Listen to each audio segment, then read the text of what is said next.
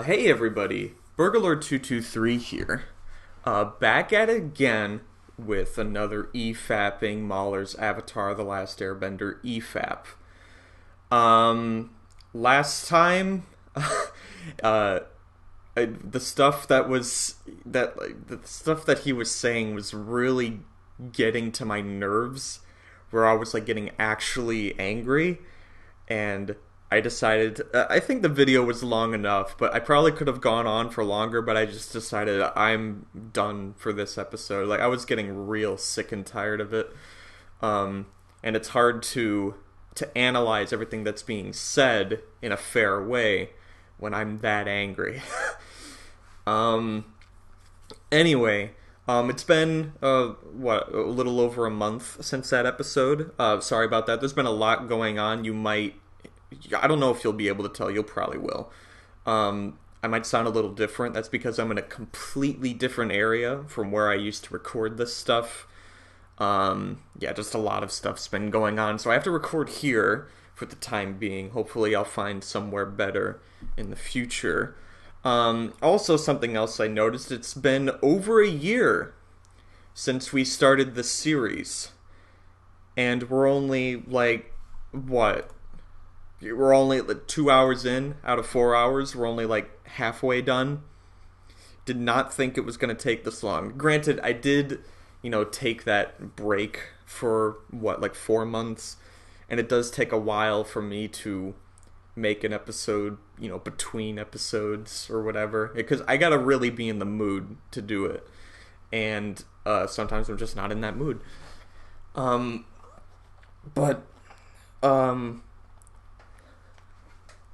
Yeah, it's been over a year. I think we started August 3rd, me and Joe. Joe isn't here again. It seems to be a common trend. But, this is my most popular series, and I need to make sure I'm getting episodes, done in a semi-timely manner. I mean, it already takes me long enough on my own. If we were to wait for Joe's availability, I don't know how long that would take, because our schedules are literally like 100% different. But anyway, last time, he had a point where he said, why didn't the Firebender that, the Southern Raiders that, were looking for a Southern Waterbender, why didn't they test Katara's mother? That seems like, something you should probably do. In fact, okay, so yeah, he has 10 points so far. And halfway through,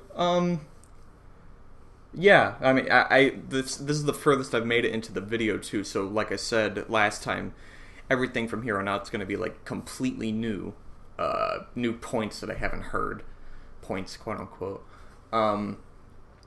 And yeah, he's doing better than I thought he would. But I still don't think it's enough to think that Avatar is a 4 out of 10. But I guess we'll see. Further out into the video, we still have another 2 hours. I doubt it'll still be worth 4 out of 10. I don't think I ever gave what my score of Avatar would be. I would give it an 8 at least. I probably would go higher than that if we were starting out. I probably would have given it like a 9 or a 10 when we were starting out, before I noticed all these issues. But after noticing, it does have quite a bit of issues, but I would still give it an 8. But again, we'll see how that changes. I doubt it will, but we'll see.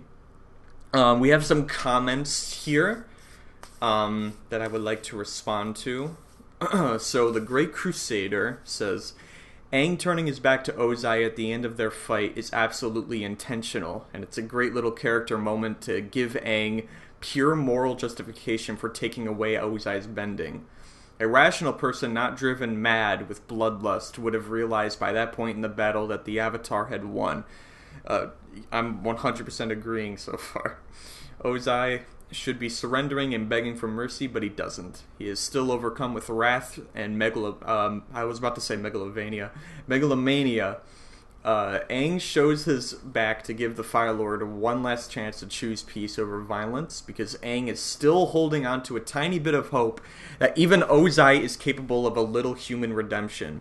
Ozai fails this test and demonstrates that as long as he has the power to bend fire, he will never give up trying to harm others. So Aang has a moral obligation to take that power away. It's also important that Aang does this with the right state of mind and motivations, because his soul must be pure in order to overwhelm the Fire Lord spirit. Or, Aang was just being a big silly man and looked the wrong way by accident, like MauLer seems to think. Yeah, no. That was one of the dumbest points he gave. It's like, dude, I don't think he understands anything. First off, I don't think he just understands stakes in a fight. A fight doesn't have to be like he just said, that this was a test. It was a bait, and he fails to realize that, because I guess he just I don't want to speak for him. This is just what I'm gathering from his criticism on this. He thinks that when people are fighting, they should always, be on guard. But, like, the whole point of this moment was to, yes, test Ozai and see what he does. And if he attacks, then Aang has a plan to stop him. It's all so that way Ozai is in a position where he thinks he'll win, so Aang can bring him down. And he was also complaining about, the Avatar state, winning in the end, when really it doesn't. It would have won, but Aang stops it and does it in his, wins in his own way, which is what MauLer wanted. Granted, the reason why he's probably not satisfied is because of the Deus Ex Machina, which that's why I'm never satisfied upon rewatch. I mean, the first time I watched it, I fucking loved it, but I was 12 or 13 or something, and I didn't understand that what happened there was bad writing. So, but, all of the themes around it and the reason why Aang is able to pull it off, it all makes sense. And it was even, if he was complaining about the Avatar state winning, you have to also remember that Aang would have won the fight way earlier on if he shot that lightning at Ozai. That would have won the fight, and there would be no need for the Avatar state or anything. Aang would have won with his own power, but he didn't want to kill him, so he just didn't do it. But he would have won if he had that killer instinct in mind, which the Avatar state does. But yeah, that was just one of the dumbest points. I've been making response videos to MauLer on Avatar: The Last Airbender. Here's part 1. Check out part 1 and 2 at your own leisure. Part 3 is coming. Very cool. I have seen your a few minutes of your first video, Skids. I do have to say, I hope you improved further on, because the points, that you were responding to, a lot of it was, from what I remember, it was more focusing on lore and not really stuff that is actually explicitly explained in the show. And it seems like you were trying to condense points into a smaller runtime, which, when you're doing something like this, especially against MauLer, I feel like you should go as in-depth as possible. That's just my little feedback there. I will watch your further parts to see if you improve further on, but from watching that a few minutes of the first part, I gotta say, I feel like it could have been done better, but perhaps you improved since then. Aaron Wolf says, luck is something that forces the plot to happen. For example, in The Rise of Skywalker... okay, so when he was talking about how Suki found Appa, he said, "Oh, lucky." And I was like, no, because Suki is actively looking for Appa. You know, she knows that he's missing, but also, even if it was their 100% top priority looking for Appa, which I don't think it was. I think they kept Appa's missing in mind while doing other things. But it still would have been happenstance, no matter what. So I don't know. I don't know what his problem was. I seriously don't know, because his solution was, you know, they're actively looking for Appa, which, first off, they still are, just not what their top priority, I guess. And no matter what, it would have been luck, as he puts it. And I was saying, I don't think luck can really be seen as a bad thing in that sense. There are things that happen in stories where luck needs to happen. Ray, Finn, and Poe are looking for something, anything to figure out how to find Palpatine. In the process of finding it... Oh, I haven't seen Rise of Skywalker, by the way, so I'm just going to have to take what this guy says. I'm going to have to assume that all of this is true. In the process of finding it, they battle some stormtroopers, and then they accidentally step on quicksand, which leads them to an underground cave. It turns out the cave has a knife with text that can lead them to a map with Palpatine. They didn't have to go through any effort to find the knife, unlike Indiana Jones, where he finds it by complete cause and effect. They happen to find something beneficial by complete accident, so it forces the plot to happen. See, but I don't think that applies to them finding Appa in any sense, because, like I said, they're actively looking for him. Like, with this, it sounds like they didn't even know where they were going or what they were looking for. They just fell down like, oh, look at this. Oh, this is important. Again, I haven't seen the movie.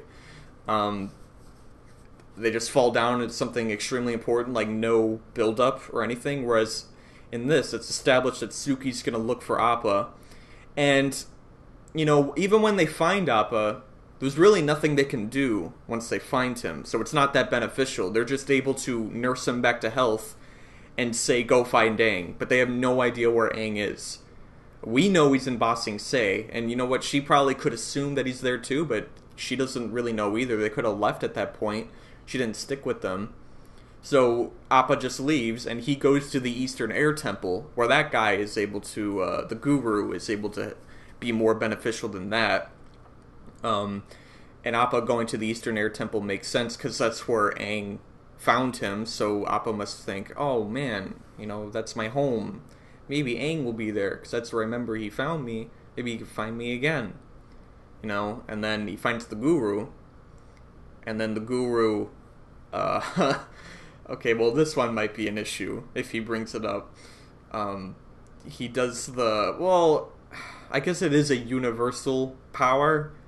I don't think it's limited to the Avatar. But he's able to sense where Aang is by touching Appa and like looking in his spirit or something. I don't know. Stuff like that is really undefined.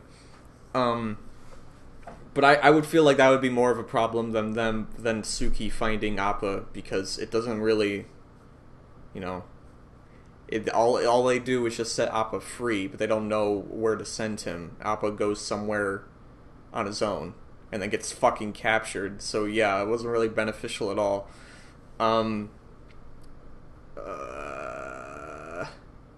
The same thing applies to Bad Luck in The Last of Us 2, a game I haven't played, but I know they talked about a lot. I seriously do not care for movie games. That's what those are. They're not video games. They're just... I used to really like Uncharted, but it's just a fucking movie. It's not a video game. Anyway, that's my take on that. In The Last of Us 2, Joel and Tommy live in a village, and they have a job to get rid of as many zombies as possible to protect their village. Unfortunately, because of bad luck, they just happen to find the one person who wants to kill them, Abby.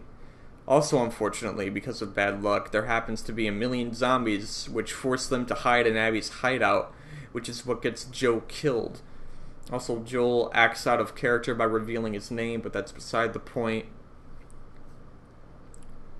Well then, is it... Bad luck is what leads to Joel's death, well, also stupidity. if he gave away his name, if they didn't know who he was before, this is just assuming, if they didn't know who he was before he gave his name, then it sounds like it was stupidity, not luck. But anyway, and it forces the plot to happen. Not everyone agrees that good or bad luck is terrible writing, but eventually they reach a limit where you will admit how much luck forces the plot to happen. I think using the word luck is the issue. Like, if Suki was never established to be looking for Appa at all, and like we didn't see her in the Serpent's Pass, like the last time we saw them was in Kyoshi Island, and even not seeing in Avatar Day, one of my most hated episodes, that's where they mention Suki and the other Kyoshi warriors are going out to help the world. You know, like, even with that, I feel like some people would argue, oh, but, like, you know, they found Appa because, you know, they're out helping the world and they happened upon Appa. But, like, even if you didn't have that, like, that's where it would make no sense, because it's like, I thought they were on Kyoshi Island. What are they doing here? And then they find Appa, and then they heal him. And then they say, you have to go find Aang, but it's like, you don't know where Aang is. And then, I don't know. This is a tricky subject. I feel like they would be able to, the EFAP guys, they would be able to explain this better. But God, if it's properly established and the outcome makes sense to the thing that happened, then I don't think you can call bad luck or good luck an issue. If it is established that something is being set up where something's going to happen, and then it happens at a time where it's like, oh, that's kind of lucky, but it was established, so I guess that makes sense. And then the outcome makes sense with what we were given. Like, if Suki all of a sudden knew Aang was in Ba Sing Se and had, like, a map to him, this is a little over-exaggerated, like, I doubt they would do something that stupid, but if she said, here's Ba Sing Se, here, like, that, go there, I heard he's, you know, staying at this nice estate while they're waiting for you. That, I feel like that's a lot worse. Like, I feel like that's, like, actually bad. Whereas what we got, it's not bad. It's just it's just a little bit lucky. But, like, I don't think you can call that bad when the outcome and the establishment are fine. And he was complaining about Azula showing up, but I feel like I came up with, like, a good reason as to why she showed up and the way she did. But anyway, I think that's all the comments for this video. I think we should move on. Okay. I think without further ado, we should get started. Hopefully I can stay alive long enough to finish this out.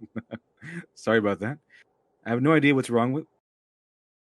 I have idea why it does it. I don't know what happened there. I've done so many things to try to fix that, but this continues. This stays with me. I have no idea why. Mm-hmm. Well, I can cut all of the gaps out, so it'll be fine. Fantastic. People they're already used to that by now. They've seen Smut Boys streams. I don't know what they're talking about right now. I'm gonna go back real quick. I'm gonna find out what they're talking about. And then the guy, believes it is her and kills her. The crazy part to me was just that she just says, I'm the waterbender, kill me, and he does, and they leave, when you'd think the Fire Nation would be desperately invested in making sure they eradicate any and all waterbenders, because it could be the Avatar. Okay, should we be back? Oh, well, if you remember, I also responded to that. We don't know why that's their reasoning for eradicating the waterbenders. I would assume so, but we're never explicitly told. It could also be, the Southern Water Tribe, unlike the Northern Water Tribe, they're actively, like, involved in the war, like, actually sending troops and fighting, so they want to get rid of their waterbenders, so that way they have less firepower, because the Southern Water Tribe, the ones that we meet in the show, like, Hakoda, like, Sakan Katara's dad, and that entire, like, water fleet, they're all non-benders. So So it could be that, in which case I feel like it would be less urgent to find out if someone's a waterbender or not, but at the same time, I feel like you would want to know. So yeah, that's still a point on his part, but I'm just pointing that out. We don't actually know why they're rounding up the waterbenders. Hopefully I could stay alive long enough to finish this out. Sorry about that. I have no idea what's... Okay, so there was just a technical difficulty. That was all pointless. wrong with... I had no idea why it does that. I've done so many things to try to fix that, but this continues. This stays with me. I have no idea why. Mm-hmm. Well, I can cut all of the gaps out, so it'll be fine. Fantastic. People they're already used to that by now. They've seen Smut Boys stream. That happens at least once or twice every stream. So, what was the last thing you heard me say? See, I heard you talking about how it was. Let's see, what was it? Oh yeah, the water bending. Why they went over there? They probably killed Katara's mother because she said that she was a waterbender when Katara was a waterbender. Yeah, so like I'll just because I'll go over it again just to make sure because like there's a lot of parameters to it, right? So like they wipe out the air nomads, which I don't know how they do considering nomads. Like, don't know how they do. Do you remember that they have temples? Yes, they are nomads, but they kind of all, meet up at the temples. And, and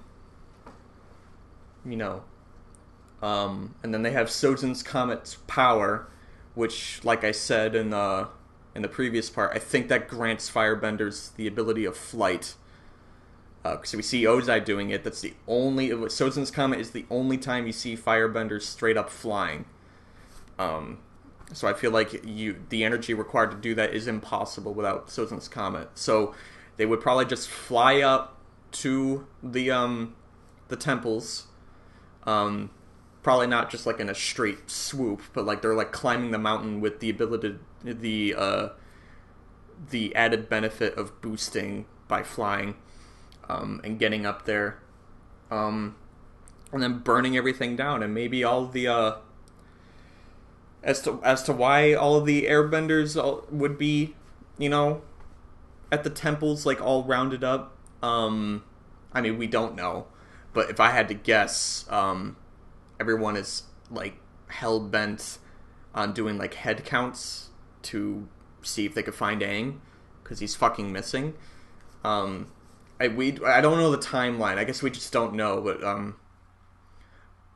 I'm just assuming that all of the airbenders happened to be at the Air Temple. Some could have survived. Who knows? And maybe that would have been like a nice little plot twist. Aang really isn't the only one. But who knows? But yeah, I don't. Again, he's like criticizing the premise of the show. Again, I don't think you can do that. I could criticize... Death Note is a really good show. It's close to perfect in terms of its writing. It does have some issues later on. But the whole setup is, the notebook falls from the sky, happens to land in Japan right by Light Yagami's school. Light Yagami happens to pick it up, and he's the one that has the will. He has this mission, and he feels like he's chosen. But Ryuk just says, "It just happened to fall down here, and you just happened to pick it up." Is that bad writing? No, it's real. It's also the premise of the show. So, yeah, I guess we could just assume that the Fire Nation just rounded up all of the Air Nation. Maybe they were being nice at first. Like, we're just doing a little occupying here. There's danger incoming. We need to make sure you're safe. Then Sozin's Comet comes. They burn everything down. I don't know. But again, I don't think you can criticize the premise of the show. The show is called Avatar: The Last Airbender. If they said they didn't kill all the airbenders, it'd be like, what? Then how is he the last airbender? But yeah, I don't know. I feel like I shouldn't belabor on this point too much because I mean, I don't really feel like it matters all that much. Pretty difficult to wipe out all of them, but they apparently stuck to the temples. Whatever, fine. Well, so they wipe them out of desperation of making sure the Avatar won't destroy them, sort of thing. And then so like they want to keep that up. They're like the water is going to be next because I think any reasonable person in that universe would assume Aang died or whoever Right. the bender was died, and so they'd be like it's going to be a waterbender next. And so apparently. Well, while yes, I do agree that does make sense, we still don't know why. So I feel like you shouldn't just assume this is the only reason they'd be doing this. I feel like you should take other options into consideration. I still feel like the outcome is the same. You should feel that they should have confirmed if she was a waterbender or not. But I feel like you shouldn't just assume that this is the exact reason why they would do this. Apparently, they've been wiping them out wherever they find them because they can't breach the northern pole, but they can the southern one. Kindly, they've decided not to kill everybody in the southern pole, only the waterbenders. Like, wow, that's, all right. I'm surprised. It's the Fire Nation, you know. You'd think they just. That's where I thought you were going. How come they just didn't kill everybody? They killed most of them. There's only like 10 Yeah, people. it almost seems in the mean, second one. like just being like, yeah, we'll leave some of you. So I guess they just don't consider them a threat. Really, resources are not being wasted when you're sending firebenders. I was about to say waste of resources, but I mean, you're not really wasting anything. But, it's also the Fire Nation's goal to control the world, not just eradicate it. Well, I mean, it was their original goal. Ozai kind of changed how that operated because he's a fucking psychopath. But you don't just wipe out an entire area when you could potentially get money out of them. They never occupy it though, so I guess that's not a good argument. They seem to only care about benders. They don't really care about non-benders, and I don't think there are any non-benders in the Air Nation. They probably like other Buddhists. Is this how this works in Buddhism? I have no idea. I'm not trying to disrespect your culture or anything. I'm just guessing. Isn't it like not a choice or something? Like your parents, you know, you're born and then they say we want him to be a monk, so they give him to the monks and then you're raised by them. So maybe like in other nations, like an airbender is born from non-benders and then they bring them up to the Air Nation.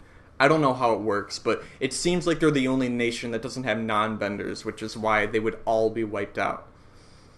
Or they could have all been wiped out because, you know, the next Avatar wasn't born over and over again, so they just kept wiping out every single air nomad, and then they're like, why, what is going on here? And then when you round up all the waterbenders and still no Avatar, I guess you're just left to assume the airbender is still alive then. Either that or he died in the Avatar state, but we have no record of that, so...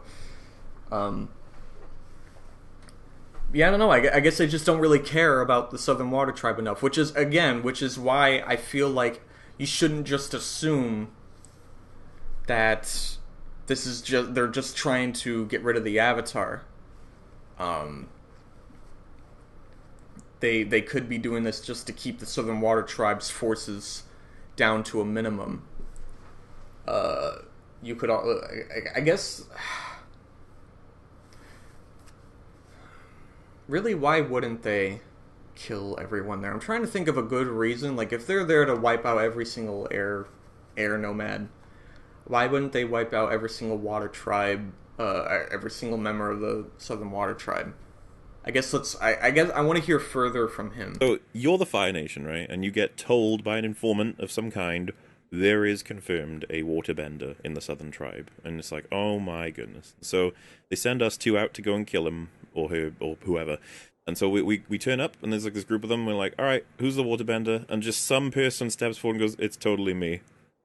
Wouldn't you be like, you want to prove it? That they do the thing, or they wiggle their arms, nothing happens. They're like, sorry, I'm off my game today. It's like, no. Prove it. That tells me tells me that the general who did that was very, very lazy. They said, "All right, you say that you're the waterbender. Fine, we'll just kill you and just leave it." We'll just tell Oh, everybody we definitely did it. sir, are we going to wipe up the rest of the Southern Water Tribe just to make I mean, I already gave him this point. That's why I'm not really elaborating further. sure? We could. That's a whole thing. Well, That's a whole day's that's what I work. would expect Ozai to do, because they're in a position where they're just going to keep on breeding, as you do in a little tribe, and it's genetic, right? And it can skip generations, meaning that eventually you're going to pop up some waterbenders there. So, fuck it, wipe them out. Just wipe them out. We wipe out people all the time. We wiped out the most peaceful people of this universe, so let's just wipe them out. But okay. Yeah, you know what? I'm gonna give him a point. It really is. I can't really think of any real reason as to why they wouldn't do that, because clearly they're capable of getting there, no problem. It's not like the Southern Water Tribe is just this huge force that cannot be stopped. It's like the Northern Water Tribe. It's obvious why they can't wipe out everyone there, but the Southern Tribe, it's like nothing. So why don't they just extinct them too? I guess they just don't look highly on them, but that's a dumb reason if you ask me. The only other thing would be like you want to occupy territory, but they never do that. So yeah, so that's 11 points now. Fuck. Okay. That's the air number. Those people in the world, they killed them all. So, Yeah. but I think it's because it was happened so recently. There's not really a defense, but it's more like something that probably would have happened if this scenario were existing in the real world or whatever. There's probably like at that time, the Fire Nation already conquered much of the world. The Southern Water Tribe is basically nothing. They killed all their men and all that stuff. They presumed of course. dead. It's the danger of the Avatar rising, though, isn't it? Yeah. Well, again, you don't know why that's the reasoning.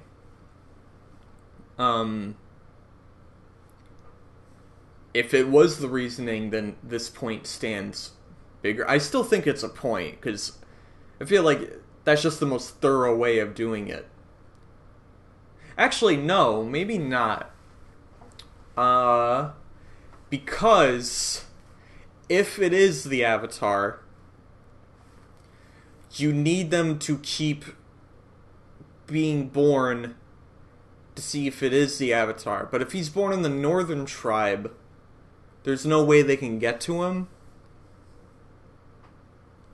But the Northern Tribe, they never, it's like, obviously, over the years, it's never confirmed that an Avatar rises. Yeah, you know what? I'm gonna get rid of this point, actually.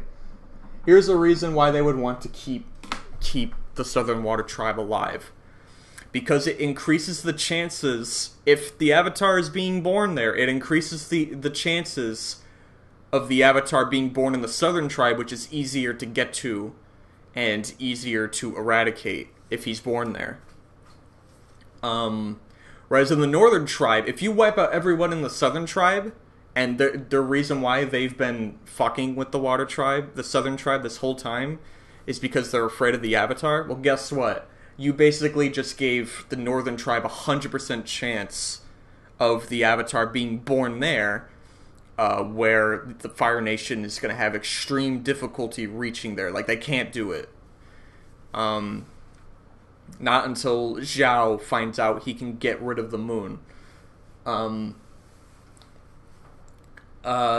Yeah, I feel like that makes sense. If you keep the Southern Tribe alive, there's a chance that a waterbender can be born, where this is assuming if they're here because they think the next Avatar was born there, or will be born there. Like, it increases the chances that he will be born there and not the Northern Tribe, where he's easier to detain, imprison. Because if they kill him, he'll just be born into the Earth Kingdom, which, I mean, they're already having enough trouble there. It's taken 100 years to take over.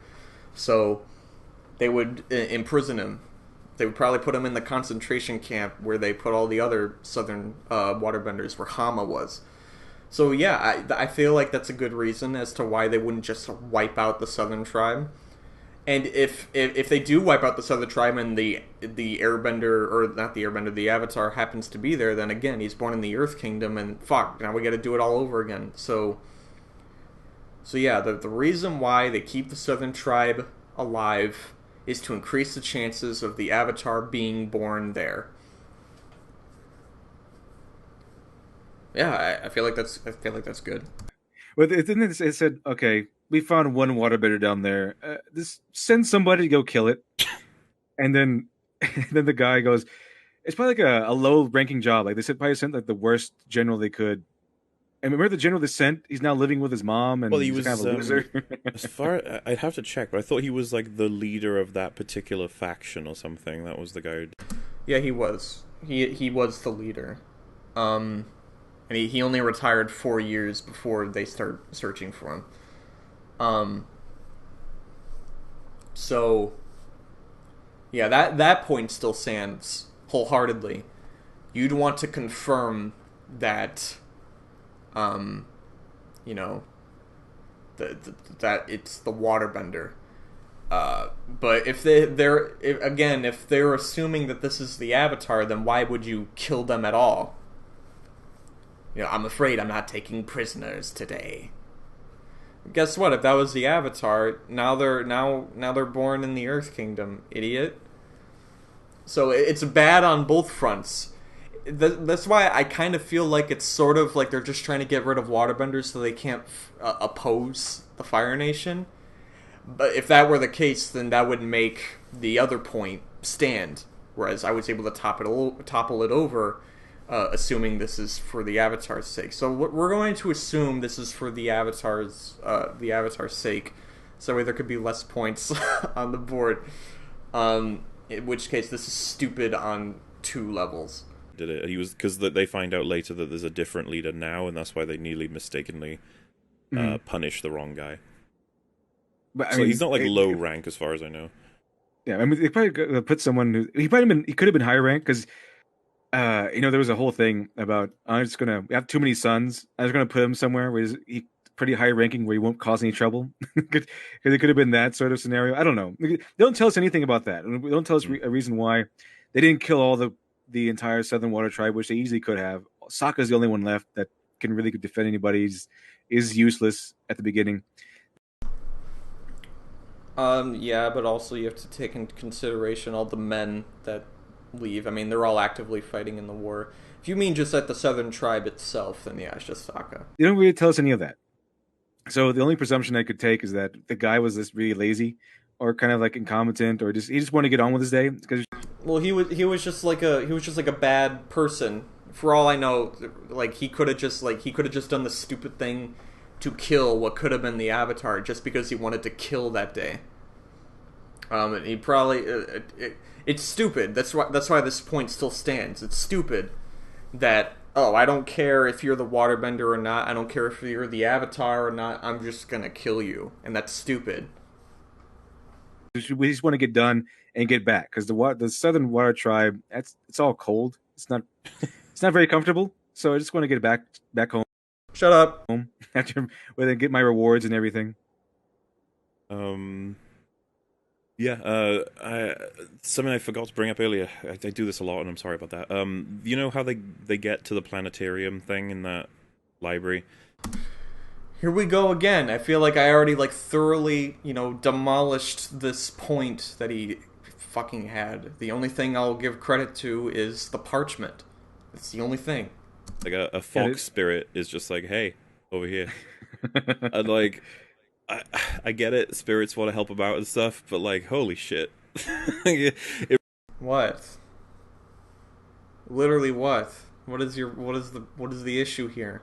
The knowledge seekers, when they show up, they see one coming and with a scroll in its mouth and it goes in, so they get the knowledge from a lot of stuff from the outside world. So they probably know the state of the world better than the owl, because he kind of just stays in his library and he fucking hates humans, so he doesn't want to leave. So it would make sense for one of the foxes to hey, I'm sure the knowledge spirit, he's not going to like me for doing this, but I've seen the world lately and I agree with you guys, so here, let me help you out. What's the problem? What is the problem? It really feels like a writing tool where it's like, I don't know how they get there. Fucking spirit shows them. Like, okay. What? I just gave a really good reason as to why.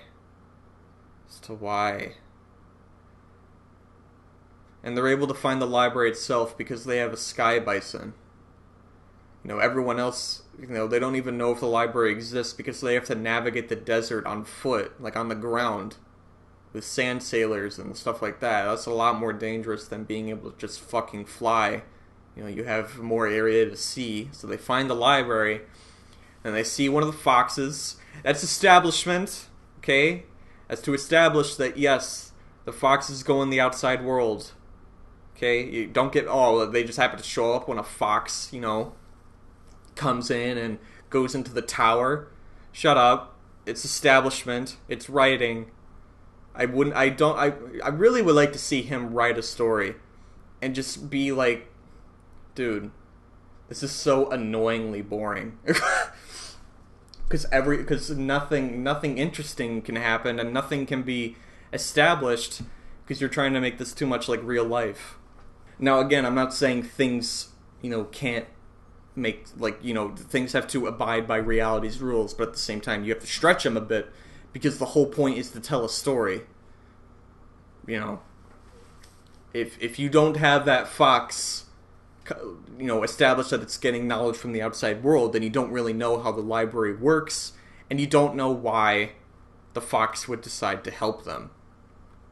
Which, clearly MauLer missed anyway. This is why you need establishment. This is why I feel like this is another reason why a lot of stories are so dumbed down now. Everything has to be so explicitly said with throwaway lines and shit like that, and like dumbass exposition because of shit like this. You can't establish anything in a physical way because, where did that come from? That's convenient. I'd rather have someone just tell me. Shut up. You need visual storytelling in a visual medium. That's what makes good writing. And you miss it. Like, literally, what is your problem here? And also, he just said, I get why the spirit would want to help him, but really, why does he help them? Because he wants to. And also because he's seen the outside world. But let's just ignore that. Let's just ignore that they see a fox coming from the outside world. And, they're called knowledge seekers. Fucking idiot. Unfortunately for that, I think this was an instance of we need to get them there somehow. What can we use? Well, we reestablished that Aang is the bridge between the mortal realm and the spiritual realm. Let's have a. That's true too. He's the fucking goddamn avatar. The knowledge spirit may be like, oh fuck you, but the foxes, they're like, no, fuck yeah.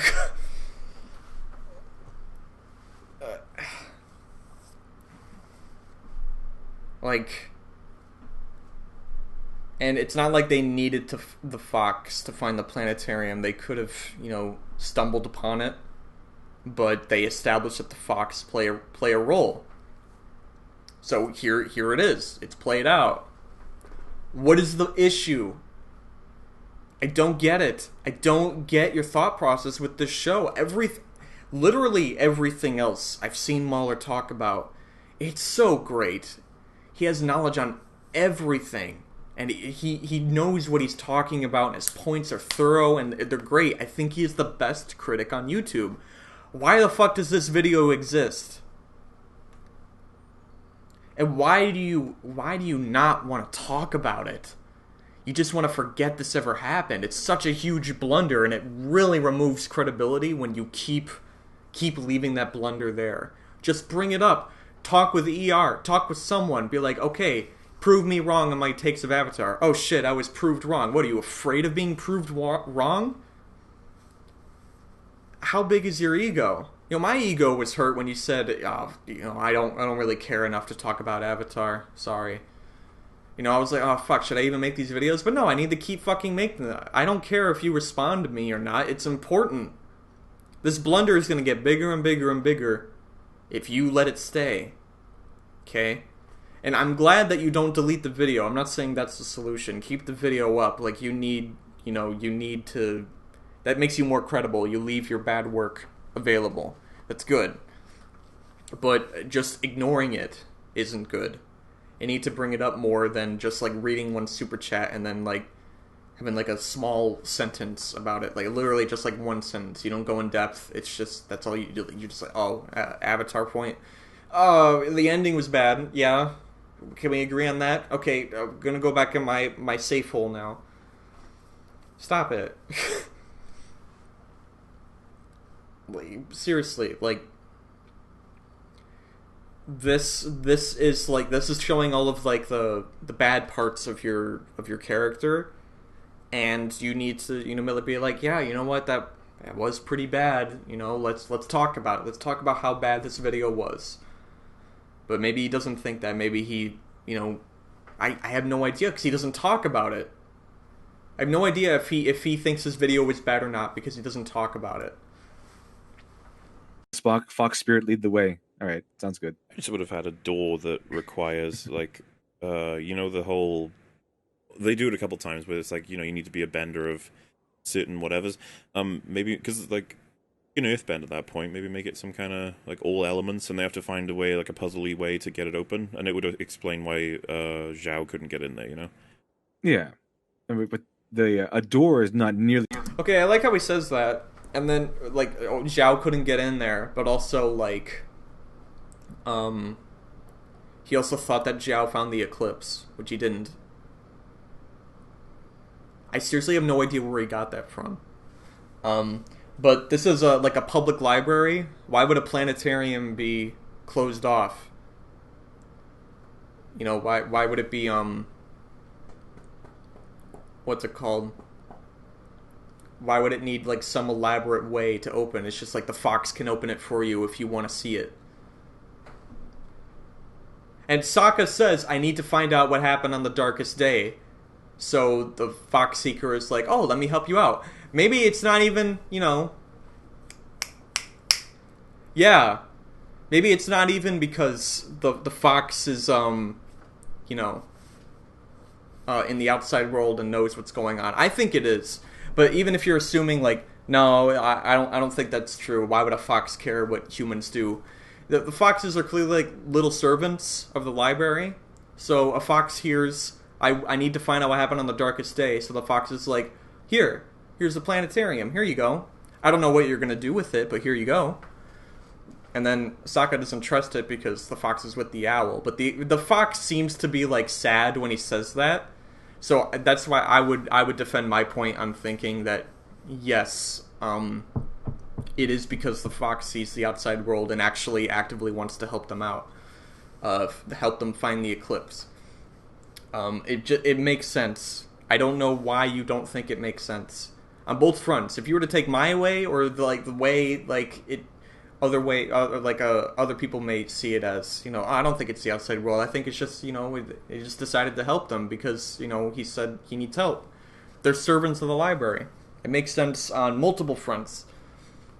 Really as cute as a fox spirit. True, very true. It was kind of weird that episode where they watched the play. I was like, how did the play? Do not talk shit about this episode. What are you saying? This is the best recap episode of any show ever made. It is so great. What the fuck are you doing? What are you doing? You know all of the things. That one very specific. I was like, how did the play know all of the things? What? You want to talk about explicit lines? This is pretty explicit lines. A little fast. Sokka's like reading the little what's it called? Synopsis of like how the play was made. The playwright, Puwan Tim, I think that's his name. He scoured the globe, so they do know the Earth is round. Because they say that. I was having an issue with that like many parts ago. Anyway, scour the globe. They found singing nomads. Those are the hippies in the Cave of Two Lovers.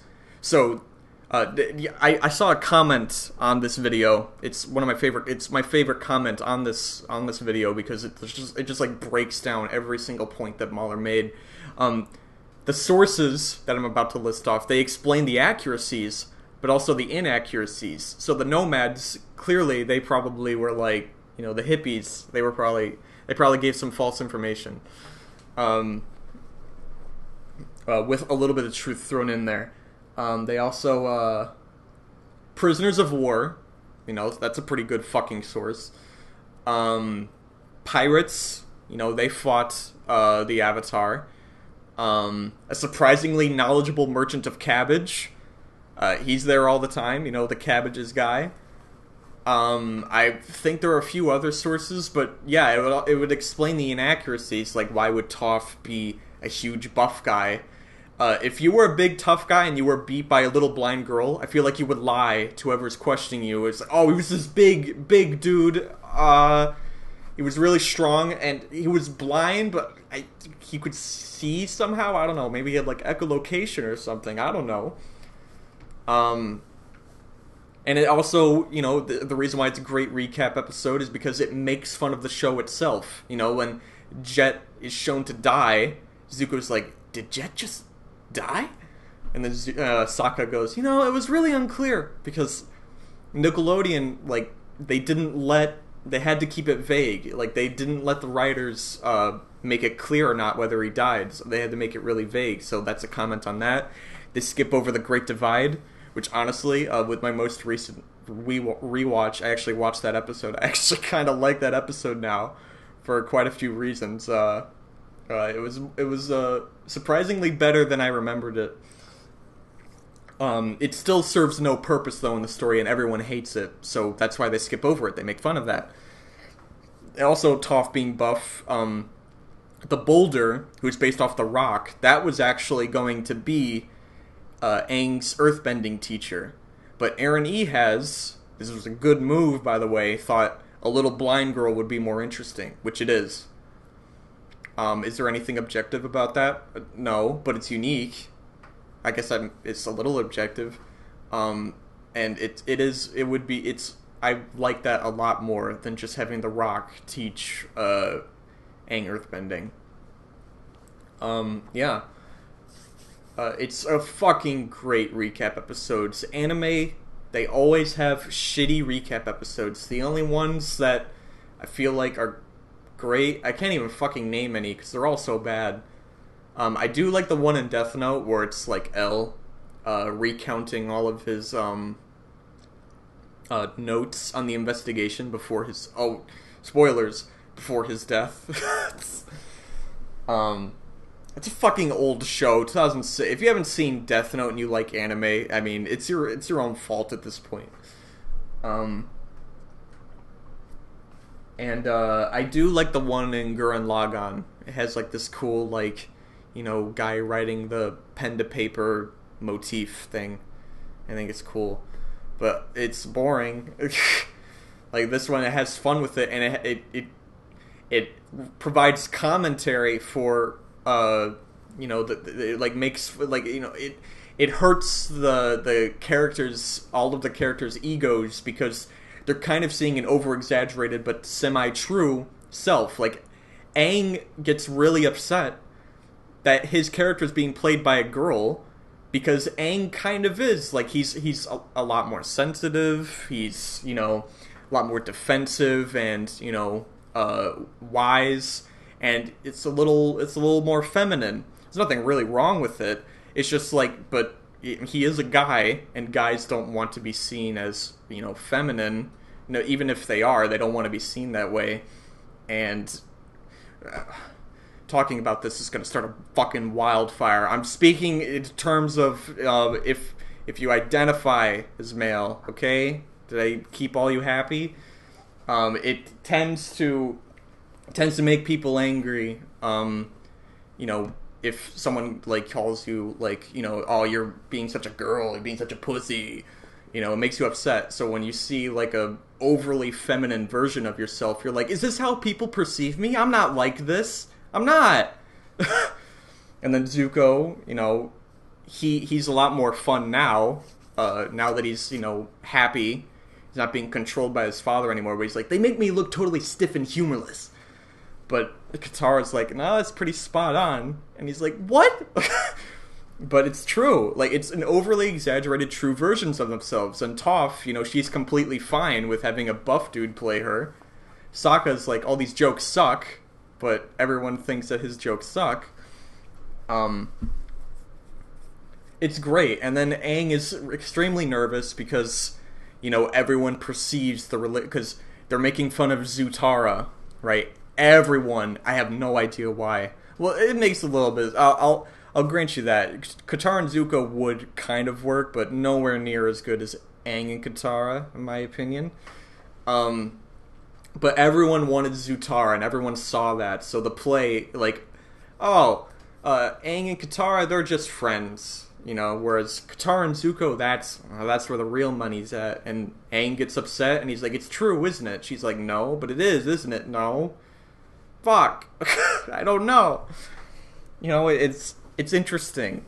It's a great recap episode, because not only is it recapping everything that's happened, it's also being told through the Fire Nation's fucking perspective, which also explains some inaccuracies, where they, like, predict the future, and the Fire Nation wins, and it's kind of like, in a funny but also scary way, it's establishing the stakes at hand. Like, they show Zuko dying, and then Zuko, like, he's like, he like leans back in terror, and everyone like looks at him. They're all freaking out. Aang is, extremely anxious. It's zooming in on him when the Fire Lord is talking about, destroying the entire world and being unstoppable. Oh my god, it's such a good episode. And you're like, where'd he get his sources? They explain where he got his sources. Pay fucking attention. I just explained why the entire episode is a fucking great one. It's a great bottleneck episode. It's right before the finale, and the finale it has a lot of great moments, but the way it starts out and some of the stuff that happens in it, it's not so great. They seem to know very specific information. That one, you gotta turn your brain off for that one. That's You don't even have. You should have turned your brain on and listened to where he got his sources. How do they know about Umashu? Prisoners of War, the cabbage guy, he was there. He'd had to deal with them twice there. And then idiot. Because I think it's implied that since they've traveled so many places, and they've done so many things along their travels, they got all the information from hearsay and secondhand sources, which like they kind of piece things together. Which still doesn't explain how they knew about Jet and how he died, and how they even mentioned. Why wouldn't they know that? It's possible that, fighting the Dai Li, Longshot and Smellerbee got captured, and then they questioned them, ask what happened, or they questioned Long Fang, because he's under the Fire Nation control at that point. He doesn't really have anything. Yeah. Makes everything that happens makes perfect sense, if you ask me. I can't think of anything where it'd be like, how'd they know? The only thing, maybe, the submarine, where they're like, I want to let you know, Aang, I love you like a brother. Like, how do they know that they stopped and had a moment there, but they make fun of that it's not a moment. That's like the one thing. But maybe the playwright, he didn't know about it, but he thought, well, maybe why don't we have this scene where they stop at the submarines, and then we truly establish the relationship between Katara and Aang, which is that they're friends and nothing else. Sure, why not? And it just so happens that was accurate. That's stupid, I know. But that's like the only thing, and I'm not going to give a point for that. That's just like, because that doesn't encompass what he was saying. He's like, where he got his sources. Here they are. That's how he got them. Mentioned that that was actually not confirmed. But it does explain how they got like Toph wrong, and how everything is not spot on, but hilariously a little bit off. But that's why I kind of gathered that they went to the play and they saw that. And they put a play together based on stories and tales and hearsay that they've heard, which is kind of how plays used to be put together a little bit. I like the theory that it's the Cabbage Man. He's been giving... Theory? They straight up confirm that the Cabbage... Did he read like a fucking synopsis? Did he read like Cliff's Notes on the show or something? Did he not watch the show? Is that like the true like plot twist here? He never actually watched it? Like in the Cliff's Notes, maybe it says like it is believed the Cabbage Guy had plenty of knowledge. Like, oh, okay, so that's where they got the sources. Okay, that was a terrible fucking impression. I'm sorry. What's it called?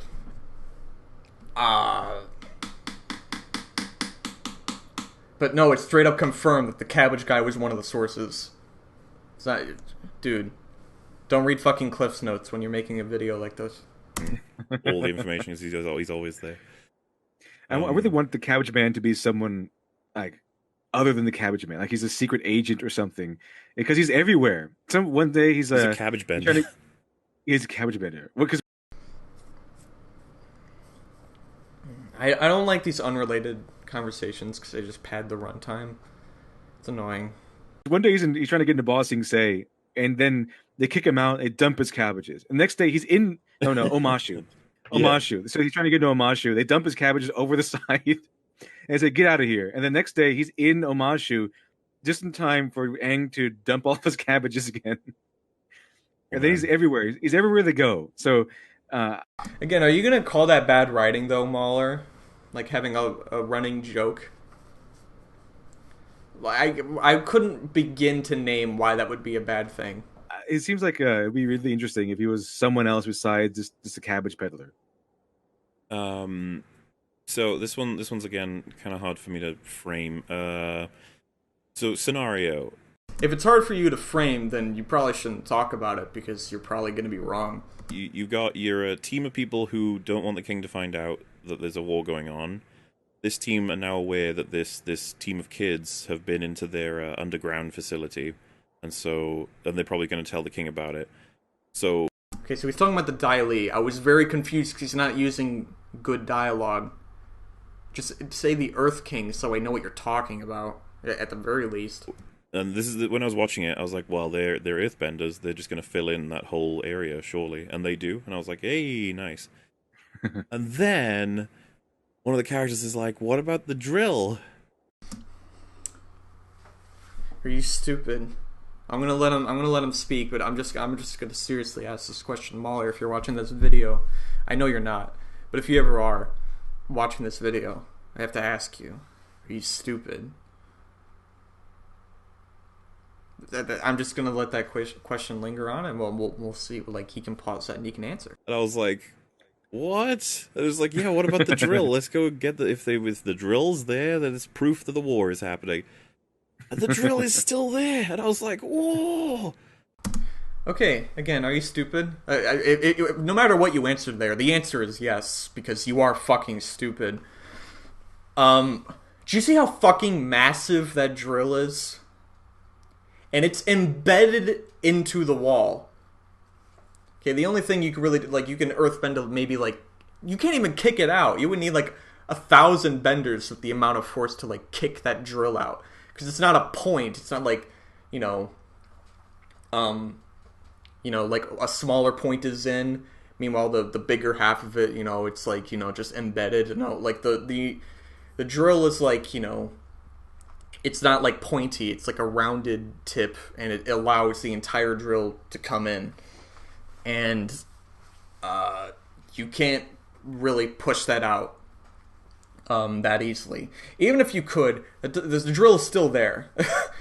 So you can see, when you see it, they actually got quite a bit out. Because we've seen the drill. They've been there for months, and it's like the middle chassis is like the only thing that's left. I think, is that the right term? I'm not an engineer. I don't know what the word chassis means. I thought it sounded fancy. It sounded like I knew what I was talking about. But it's like the middle portion. Like the outer shell has been like pretty much removed, and they have like all these balconies on it and everything. And if you remember, earthbenders can't metal bend. It's a myth at this point. It's impossible. No one knows how to do that. People know that Earth is made of metal, or metal is made of Earth. Sorry, other way around. But no one knows how to bend it. They think it's impossible. So they have to do everything basically by hand. And that thing is fucking massive. And like I said, they got quite a bit done. It's really only like the middle portion left. But it's still there. In fact, if the drill was gone when they went there, I would be extremely confused. I was like, "Do you see how big that fucking thing was? There's no way they got rid of that so easily. They can't metal bend." So why can't you think that way? Why are you stupid? I thought you weren't stupid.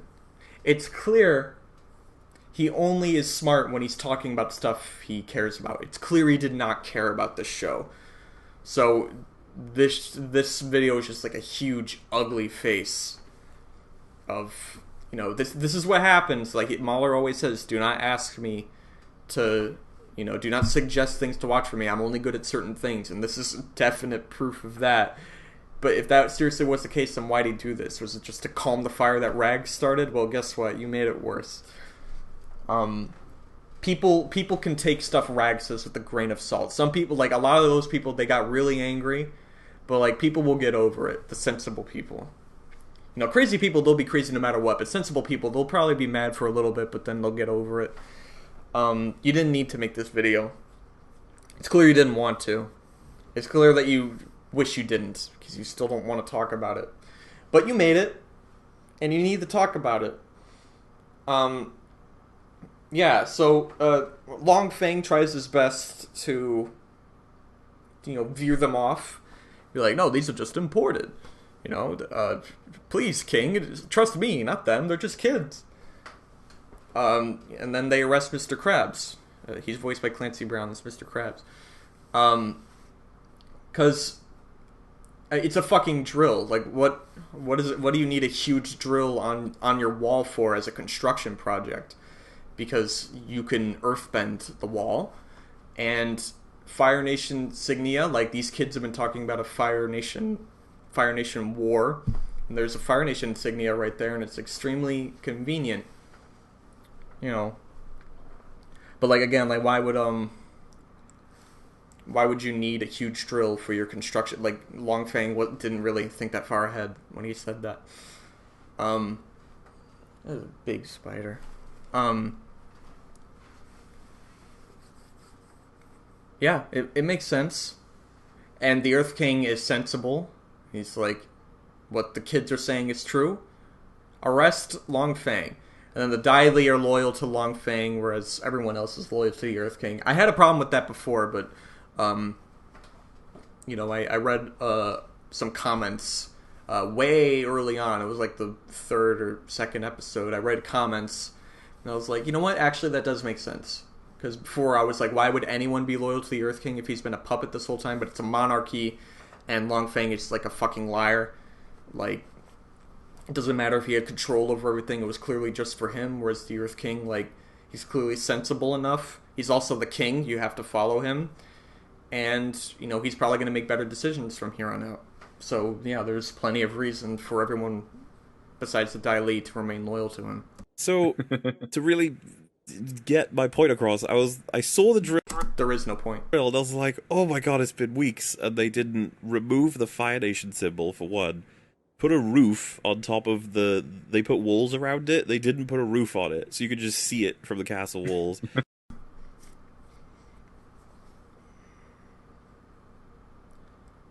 So, let's just say they did cover it up. What does that solve? They would just come down and they would take whatever's covering it up off.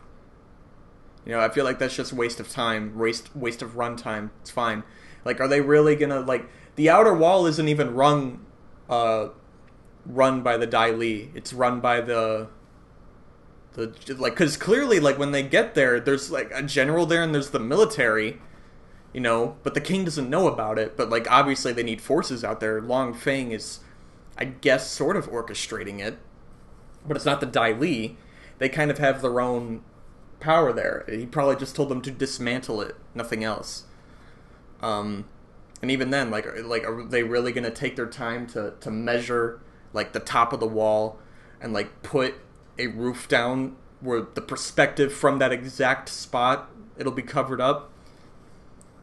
What about a tarp? Where are you going to get a tarp big enough to cover that whole thing? And again, like, if they covered it up with anything, they could just knock it off. And even then, like, why? Even if there was no Fire Nation insignia on it, why do you need a drill to cut through our wall for your construction project? What does that accomplish? What is it? Tell me what it is, Longfang. Oh, it's just a construction project. Who announces a construction project like that?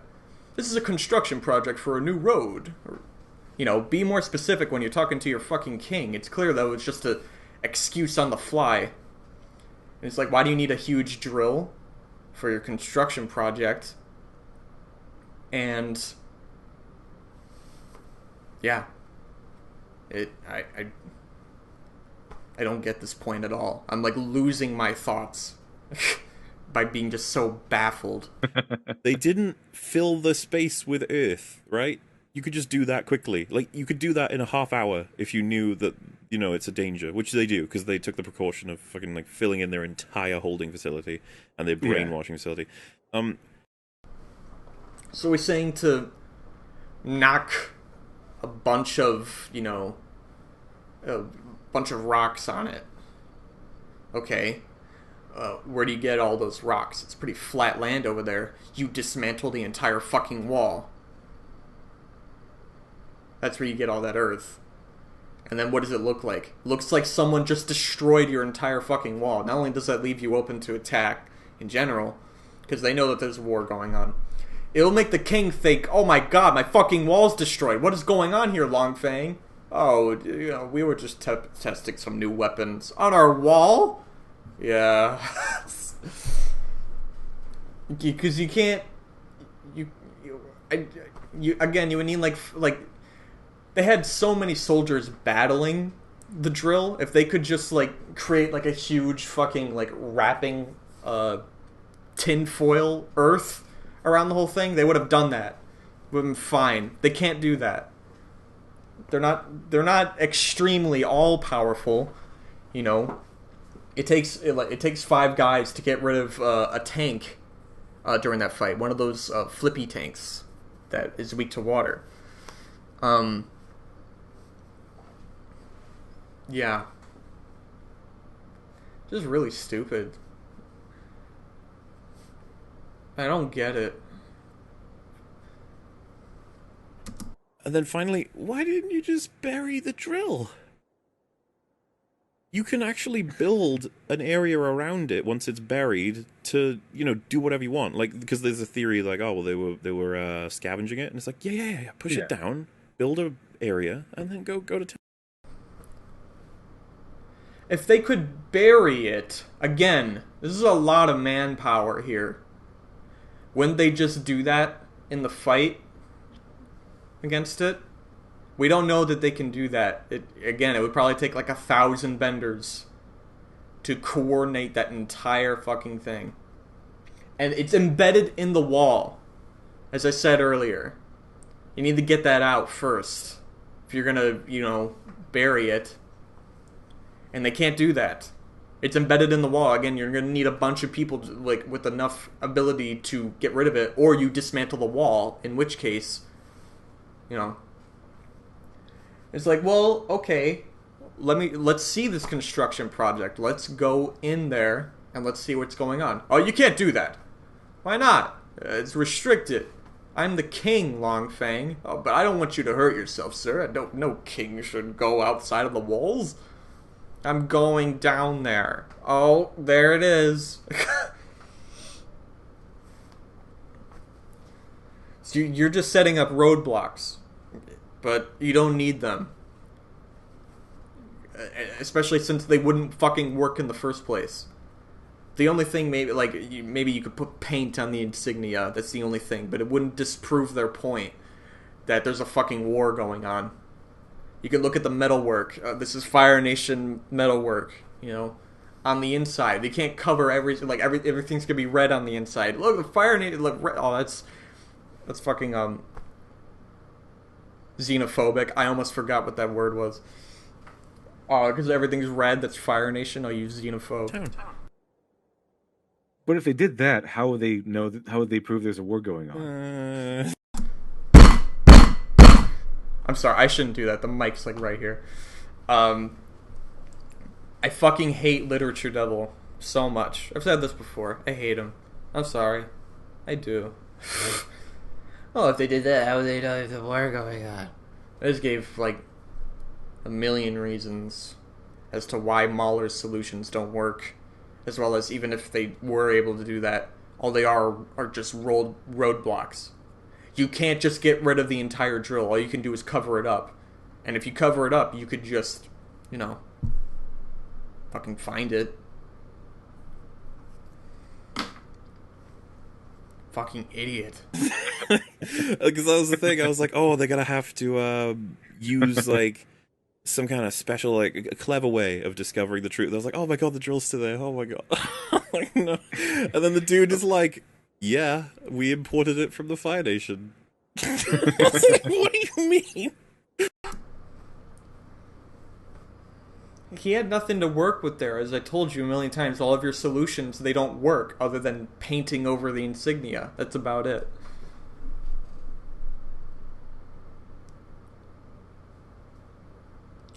You're making it seem like this is like a really stupid thing that happened. It's not. They don't have the resources to just straight up just poof it out of existence.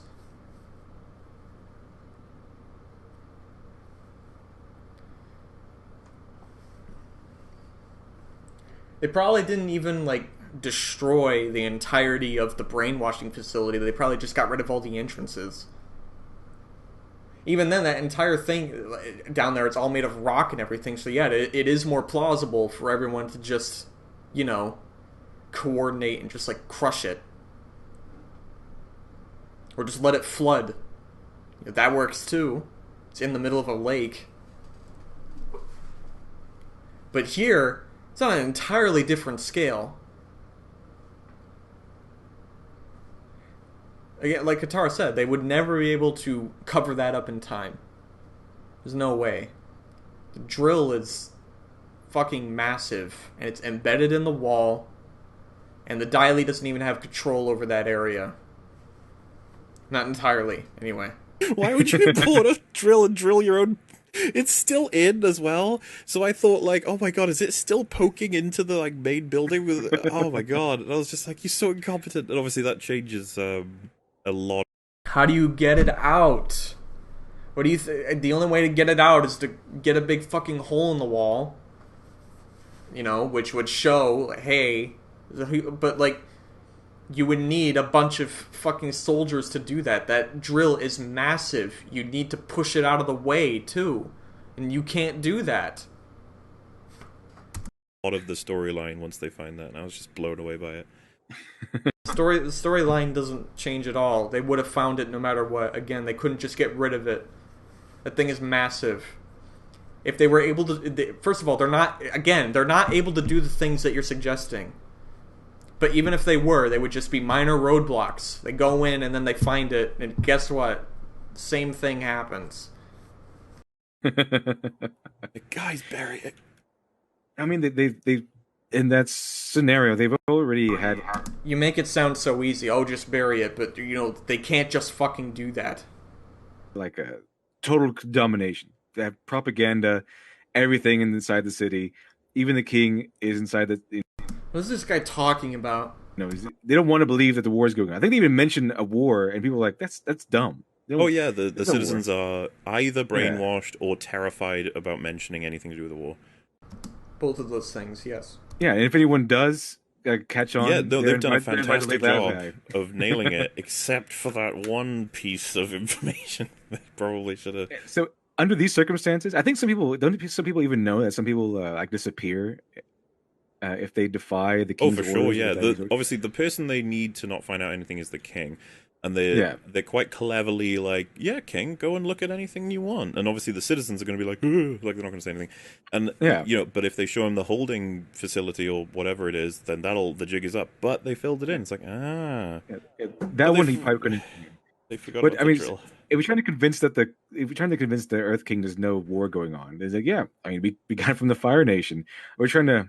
I don't know why. I mean, I'm pretty sure that Long Feng knows the king well enough that he's really kind of. Did he say the guy from the Fire Nation? Long Feng is not from the Fire Nation. Um, but covering up this drill is not as easy as it sounds. I think the way they showed it is completely reasonable. It's more reasonable than the shit that they're saying. It you can't cover that up. That's why they thought like, oh shit, this could actually work. The only semi hurdle was the king didn't want to go to the outer wall. It's like, oh, you can ride on Appa though. He doesn't care. He's kind of dumb. Which is why he I was able to take control in the first place. So yeah, Kingy, here's the excuse you need to have in order to good in your mind that this is not going. There's nothing's happening, and you're like, oh, you just got a drill from Fire Nation. All right, it's fine. I don't care. Good to go.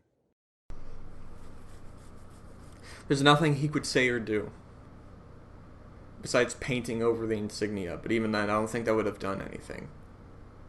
Be like, Long Feng, why is there a drill embedded in my wall for your construction project? Well, we're gonna make the walls metal, sir. That's gonna take a lot. You're gonna have to dismantle the walls, and we're gonna be vulnerable for a really long time. It'll be worth it, sir. Please believe me. No need to delve into that. there, because obviously that's his plan foiled at that point. I was just like, dude, one Earthbender, just drop him down there. One Earthbender? Okay, now you're being more stupid than I could possibly imagine. If one Earthbender could just bury it with just his lone power, they why not just send that to stop him when the drill was attacking? Oh, it would stop them right in the tracks. Zula would be fucking dead, suffocated to death. Tylee and May would be dead. Drew would be no threat. You can't just do that. You need like 1,000 people to coordinate, and boom. And even then, I don't even think it would work. And it's embedded in the wall. You gotta push it out. You're gonna need 1,000 people to push it out too.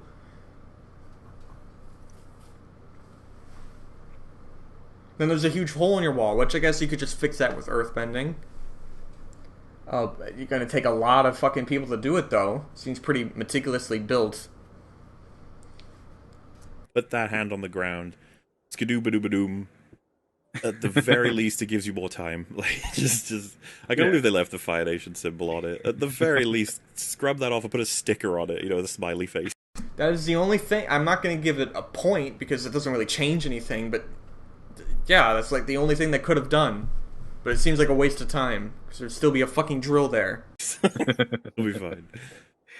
I mean, Longfeng is also on the same terms as Ozai. He's very egotistical. He knows he controls the city, and when you're as egotistical as that, sometimes you can just let something like that slide. It's like, okay, well, everyone. I mean, all of his reasonings are so stupid. And when you're secret police, sometimes it's if something is that overt, where it's sticking through the walls, is drilling through the walls of your city, then it's better not to hide it because it looks more suspicious if you hide it. Like, okay, there's a big giant. That doesn't make any sense at all. More suspicious if you hide it. No one would know you're hiding it. So how would that be suspicious? But you can't hide it. If he had the ability to hide it, I would say, yeah, fucking hide it, Long Fang. Do it. But he can't. Gigantic mound where this drill was. And still better than a drill, though, right? Yeah, a little bit on the drill. But you could say, if the best to me, the best thing he did, he could do was the best thing was what he did if he knows all the ins and outs. Because he's saying, let's give an excuse and explanation as to why this is here, rather than try to hide it. Because they can hide the facility, that's no problem. They can cover it up when they need to, like they did. The drill, however, is a little harder to hide. It's a little bit more noticeable. Especially from I think the thing that I would let's say the drill turned up the previous episode, I think I'd be okay with it. But this thing's been there since like. No, I don't think you know how things work. I live in a state where we have two seasons. We have winter and construction season.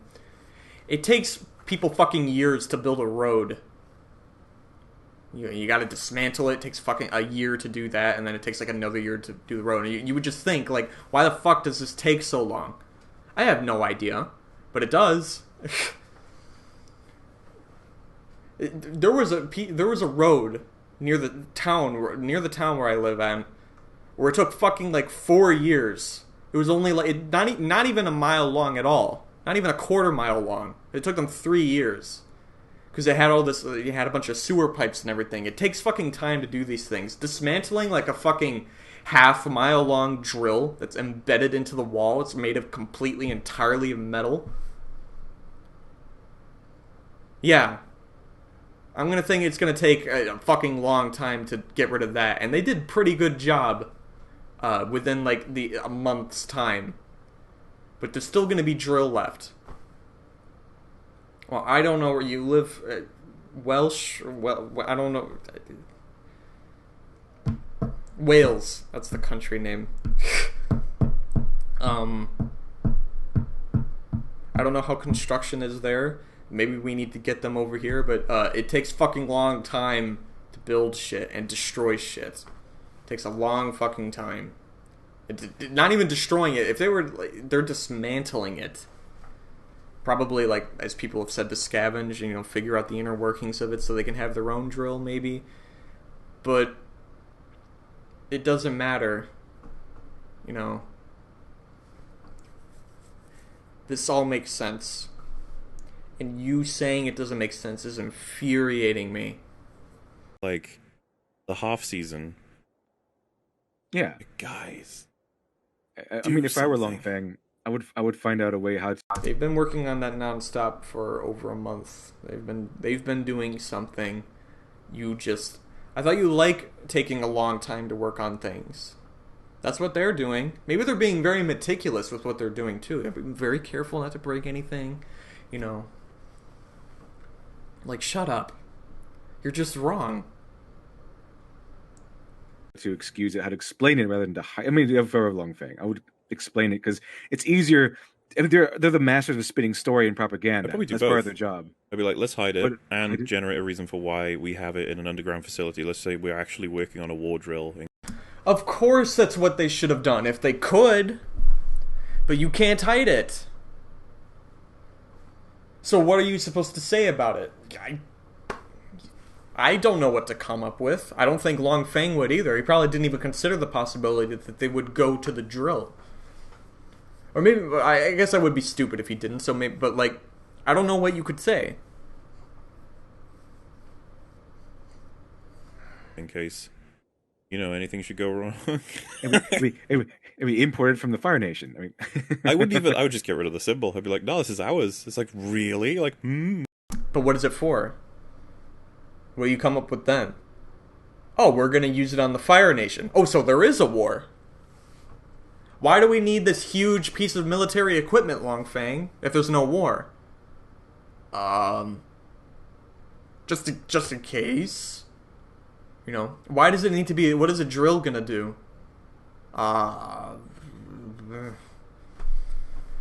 We could tunnel through the ground and get water. We have lakes inside of our walls, and we have like a whole ocean right behind us. What do we need more water for? Couldn't tell you. We just built it without any of my knowledge or consent. Without any of my, how much did this cost? I don't know. You don't know? I feel like you would know how much this costed, sir. You're stupid, MauLer. What the fuck? You hear yourself? Well, that could work to his advantage. I mean, they're saying, because the Aang and the gang or whatever, they're saying that we're at war with the Fire Nation. What's this Fire Nation drill doing here then, huh? People are bossing, say? And the people, yeah, that's true. You could actually spin it that way. You could be like, it was a collaboration project. We have a drill. But maybe move it from being punctured into your own building. If they could, they would. I have no doubt about that. I just don't think they can. Not yet. You gotta dismantle it by hand. It seems like bending. It takes too much manpower to do that. Would just destroy your wall even more. Stupid asshole. They built walls around it. That's the part that blows my mind. It's like, so you did try to hide it, but you did the worst. Those are balconies. They're not walls. They're balconies so you can get higher up to dismantle other parts of it. Idiot. I'm seriously wondering, like, if this guy is even smart. Like, when he has like, extremely good points and everything, is that just because he like sat in the bathroom for like hours on end, like watching videos and reading stuff that other people said, and then he just parrots what they said, and that's why he sounds smart? Is that what's going on here? I've parroted some people when talking about this stuff, but most of the stuff I've been saying here is coming from my own brain, on the spot. I'm honestly impressed with myself, actually. Like, this is fucking insane how stupid he looks in this video. I never would have expected that. I have no idea how long I've even been going for. We're probably going to stop soon. I'm getting angry again. It's a possible job. Like putting a blanket over it. And That like, would have been whatever. better, actually. It's fine. It's fine. It would have been better to put a big blanket over it. How do you get a fucking half-mile long tarp? Also, how do you get it on there? I guess you could, like, I guess you could get it on there if you have one, but where do you get one? And again, what does that accomplish? Aang just goes down there and blows it off with a fucking huge tornado. Boom, there it is. There's the drill. Here it is, Earth King. What do you want? It's like, oh, whatever. It's covered up enough. Okay, I don't get paid for this. I get paid to spin propaganda and wear this cool uniform. I don't get paid to. It's the normal military that's working on it, by the way. It's not the Dai Li. We've seen that the normal military operates the outer wall. We've seen that. So they probably don't get as strictly ordered as the Dai Li does, because then that would make everyone suspicious, right? Like, wait, Long Fang, you operate your own way? What's going on here? What does the Earth King have to say? Oh, he's on leave. I want to speak to the king, Long Fang. You're just his advisor. Hide gigantic drills. Okay, that's other people's work. So something that didn't quite sit well with me was Zuko at the beginning of season 2 is told, What do you... Do not make me more angry than I have been. You about to criticize Zuko in any way? He has the best story, best character story out of almost anything I've ever seen. His story is so great. I can't think of a single flaw with it. What are you about to say? that all is forgiven, he can come home and sit by his father's side. Like, that's the thing that he really wants. And of course, Azula's betrayal is revealed by that very, very useful captain. Take the prisoners away. Prisoners? Wait a minute. And Azula says, like, you're a failure. The only way you're ever returning home is in a prison cell, or something like that. And obviously, Zuko's, like, shaking in that scene, and I really like it, because, like, that's probably the most earth-shattering news you could ever experience. The whole goal of redemption has just been spat out, in the sense that you can't actually redeem yourself now, you're fucked. And especially to the point... Zuko. Yeah, and you also have to consider that she's just dramatically betrayed him under their father's orders, which is very intense. And then she actually goes for the kill shot on him. She Avada Kedavras him, but Iroh stops it. Yeah, that's gonna be Wasn't intense. it the lightning Your sister thing? was about to kill you. Yeah, because obviously he doesn't know how to deal with lightning at that point in the story, so he'd be dead. Yeah, he would have been. So, like, I like all that, apart from the stupid captain. But then at the end of season 2, she's like, if you help me beat the Avatar, you can totally come home. And he's like, ooh. And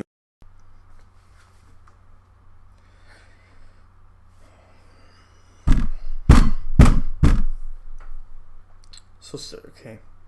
First off, do you know what an abusive relationship is? Have you ever met anyone who's been in an abusive relationship? Doesn't matter what they do, they will keep going back. because they think that it's the definition of insanity. They think something will change. They want to ignore all the bad stuff that happens, because when they feel like something good, like there's an opportunity there for something good, they will crawl right back. Something bad will happen again. Zuko is in an abusive relationship with his fucking family. His father was going to kill him when he was a child, so that way he could obtain the throne. Azulan said, "You must know the pain of losing a firstborn son, and you must dish it out yourself." So Ozai was going to kill Zuko, and Azula was even mocking him, like, "Oh, why don't you go live with an Earth Kingdom family or something?" But then his mother saved him, and he knew full well, like, he was in danger. But, you know, hang on. So this opportunity shows up where Azula's gonna be going up against Aang, who knows 3 elements at this point, and Katara, and she needs Zuko's help. You know, I think the Dai Li is busy getting rid of the generals at this point, so they're not there yet. And, you know, they're also... Mei and Ty Lee are, you know... After Toph breaks, because she learns how to metal bend, she breaks out of their cell, and then they put, you know, rock cuffs on Ty Lee and Mei, so they can't fight.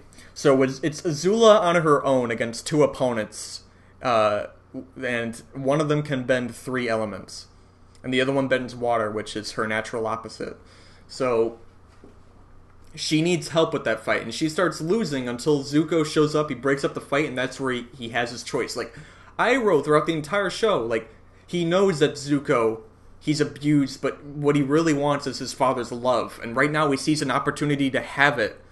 You know, it doesn't matter that Azula tried to kill him, that his father said that he was worthless and wanted him to rot in a prison. He sees that there's an opportunity now where all of that can change. So, of course, he's considering taking it, because he's extremely fucked up. What is wrong with you? Do you not know character writing? This all makes sense. Like, it's illogical, but it makes sense in terms of him, because he's extremely hurt, and all he wants is his family's love. That's all he's ever wanted. So he sees this opportunity, and, you know, he's at the crossroads of his destiny. That's what the episode's fucking called. And Azula's giving him this chance to redeem himself, and he had this whole conversation with Katara, but he like, even though he's, like, considering their side, he's still extremely melancholic, because, you know, he feels like he'll never be free of his mark or anything, but at this time, you know, he might be able to, you know, redeem himself, because Azula gives him the opportunity to. You know, to retake Ba Sing Se. Think about how much his father would love him, you know, or he would say he loves him after like, the thing that they've been trying to take over for 100 years. So Zuko makes his choice, and he chooses the dark side. He chooses the Fire Nation. And he even still, like, after he makes that pivotal choice, he's still wondering, like, did I make the right choice? What if Father doesn't welcome me home? And Azula says, "No, you restored your own honor today, Zuko." Like, she's praising him. It doesn't matter that they always lie to him and everything. All he wants is their love. That's all he's ever wanted. But the entirety of Season 3, it's so great, 'cause after making that choice, he is so regretful. Because deep down, he knows that was the wrong choice, but he just doesn't want to believe it. It's such a good story, and the fact that you're criticizing it by making it look like he's stupid. Of course he was stupid for making that decision, but it makes sense he would. Of course he would make that decision. All he wants is their love. That's all he's ever wanted. But he realized that it was all false. You know, even when he finally gets it, he had no idea what it felt like to be praised and loved by his family. And when he made that horrible decision to betray Katara and Aang, you know, he makes that decision, and then he experiences what it's like to have their praise and live in luxury and everything, and it feels like there's a huge hole in his heart missing. It doesn't feel real. And he's angry at himself because he betrayed the one person who truly loved him, and that was his Uncle Iroh. It's so fucking great. If he turned on the good side then, I feel like it would still be impactful, but not nearly as impactful as literally getting everything he ever wanted and then realizing all too late, I made the wrong decision. Because I feel like that's more real. I feel like in life, this has happened to me many of times, you make the wrong decision and you get everything you want, and then you realize that it was the wrong decision because it just, even though you got everything you always wanted, it doesn't feel like anything like you expected. So you can't get out of it. It feels like you can't. It's extremely difficult to get out at that point, but you've made the decision.